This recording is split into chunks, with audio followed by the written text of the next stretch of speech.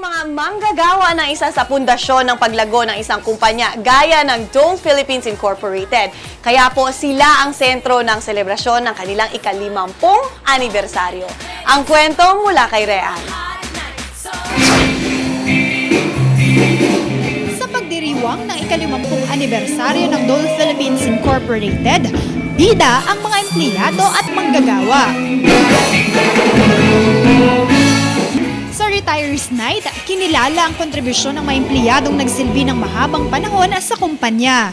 Tulad ng dating research director na si Felipe Velasquez na nagsilbi sa kumpanya ng 37 taon. Dole Phil fulfilled all my dreams in life. Kinilala rin ang magkapatid na Stanislao Ibanez at Agustina Tunogan.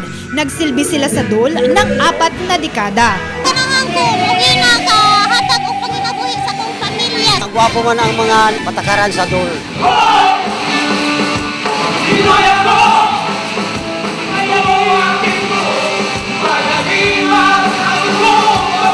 Nagpasiklaban rin ang mga empleyado sa kantahan at sayawan sa Malaasap at The Voice na 50 yawan. Sa production numbers pa lang, di na nagpaawat ang mga kalahok.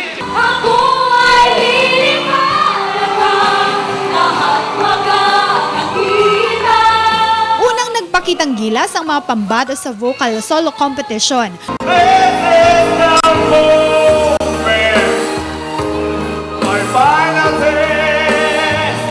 Ang bawat kalahok di nagpaawat sa pagbirit.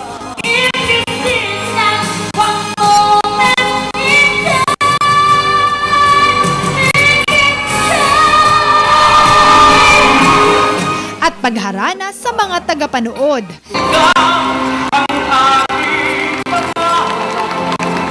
Kilig naman ang dala ng sumabak sa duet category. Bawat pares, ipinamalas ang husay sa pag-awit.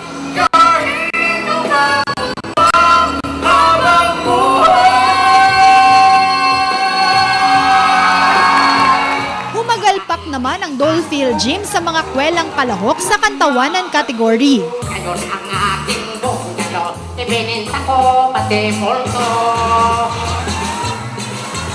Aliw na aliw ang mga manonood sa mga komedyante ng Dole Phil.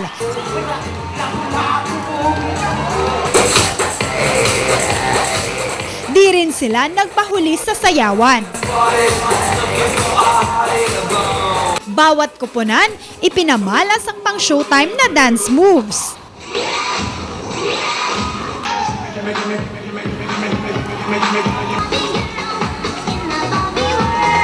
Nanguna sa vocal solo competition si Arnold Rosal at nag-uwi ng 10,000 pesos.